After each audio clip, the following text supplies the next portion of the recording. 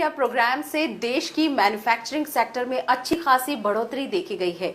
इससे mechanical engineering की पढ़ाई कर रहे छात्रों को खासा फायदा होने वाला है। हमेशा से ही साइंस स्ट्रीम के छात्रों के लिए इंजीनियरिंग एक लोकप्रिय करियर ऑप्शन रहा है। जैसा कि आप सभी जानते हैं, इंजीनियरिंग की कई शाखाएं हैं, जैसे इलेक्ट्रिकल, सिविल, कंप्यूटर साइंस आदि। हर ट्रेड की अलग पढ़ाई और ग्रोथ है। कई सारी उपलब्ध शाखाओं में से एक है मैकेनिकल इंजीनियरिंग, जिसे चुनकर आप इस क्षेत्र में सफलता पा सकते हैं। जो युग है, टेक्नोलॉजी का युग है, टेक्निकल का स्वर्ण युग है, और इस समय इंजीनियरिंग की जितनी ज़्यादा संभावनाएं हैं वो अन्य किसी क्षेत्र में नहीं है। एज ए इंजीनियर हमने सोचा कि हमें कुछ इनोवेटिव करना चाहिए, like we are the future of innovations. तो हम चाहते हैं कि कुछ हम अगर इंजीनियरिंग कर रहे हैं तो कुछ अच्छा नया करें। तो इसीलिए हमने एक आइडिया आया हमारे अंदर, क्योंकि इवेंट भी ऑर्गेनाइज होती है, ऐसे ही इंडिया एक ऑर्गेनाइज करती है इवेंट।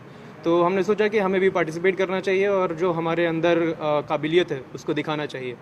तो इसीलिए हमने ये कार बनाई। हमने पहले एक टीम बनाई, जो टीम में हमारे 25 मेंबर्स थे, जो कि बहुत ही ज़्यादा इनोवेटिव और काम के लिए बहुत ही ज़्यादा चाहते थे वो भी कुछ करना।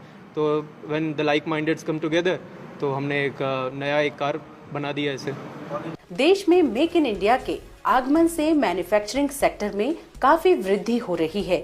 मेक इन इंडिया की रिपोर्ट के मुताबिक देश के सकल घरेलू उत्पाद में मैन्युफैक्चरिंग का योगदान 15.24% है। ये सेक्टर 6 लाख से अधिक लोगों को रोजगार प्रदान करता है। विनिर्माण क्षेत्र अर्थव्यवस्था का 30% है। अभी तकरीबन $50 बिलियन भारतीय मैन्युफैक्चरिंग प्रोडक्ट का निर्यात होता है। मैन्युफैक्चरिंग सेक्टर में आय उछाल के कारण मैकेनिकल इंजीनियरिंग की नौकरी में खासी बढ़ोतरी होगी और युवाओं को अच्छे पैकेज पर जॉब मिल सकेगी। आज की डेट में भारत का रोल विश्व में नंबर 1 है।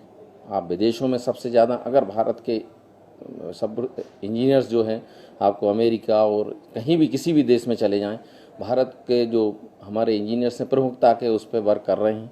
और अदर्स जो मल्टीनेशनल कंपनीज़ हैं, मैक्सिमम से मैक्सिमम जो वहाँ पर इंजीनियर्स हैं और जो प्रबुद्ध जगह हैं, वो आपको भारत के ही मिलेंगे। भारत का बहुत स्पेशल रोल इसलिए और बढ़ जाता है कि जो अभी जो कल्चर डेवलप किया है माननीय मोदी जी ने, उससे ये निकलता है कि स्किल डेवलपमेंट के साथ साथ एक हमें विशेषता के अनुसार उस पर्टिकुलर सब्जेक्ट के अनुसार चाहिए। आजकल हर देश की मेन जो पावर है बढ़ने की है वो टेक्नोलॉजी है। अगर टेक्नोलॉजी में कोई देश सक्षम है तो किसी भी देश को, बाकी देश को बीट कर सकता है। आज मैंने अपनी फील्ड में इतनी चीज़ें सीखी हैं और कि मैं आगे आराम से अपने देश को ले जा सकता हूँ। ना कि मैं एक ही जगह, बल्कि मैं हर अलग अलग फील्ड में सोच सकता हूँ।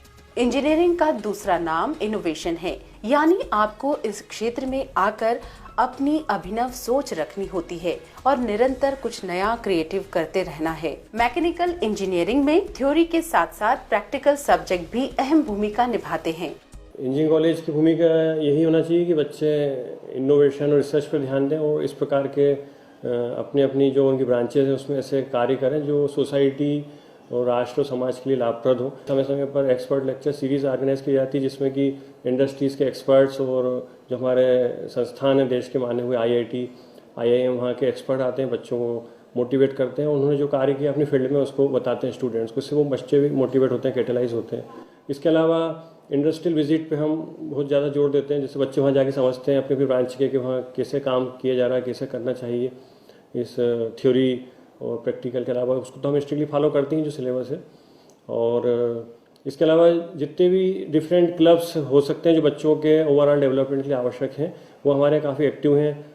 अगर आपको मशीनों से लगाव है और आप कुछ इनोवेटिव करना चाहते हैं, तो मैकेनिकल इंजीनियरिंग हो सकता है आपके लिए बेहतरीन ऑप्शन।